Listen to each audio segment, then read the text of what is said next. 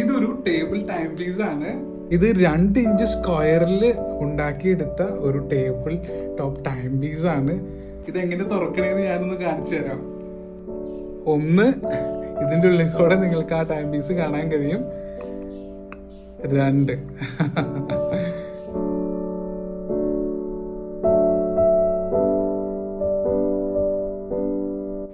ഇതിങ്ങനെ തുറക്കുമ്പോൾ ഇതിൻ്റെ ഉള്ളിൽ ഈ ഒരു ടൈം പീസ് നിങ്ങൾക്ക് കാണാൻ കഴിയുന്നുണ്ടാവും. ഇങ്ങനെ ഒരു ഫ്ലെക്സിബിൾ ആയിട്ടുള്ള ഒരു പോക്കറ്റ് വാച്ച് രീതിയിലുള്ള ഒരു ടൈം പീസ്. ഈ ടൈം പീസ് സെറ്റ് ചെയ്തിരിക്കുന്നത് റോസ് വുഡിലാണ്.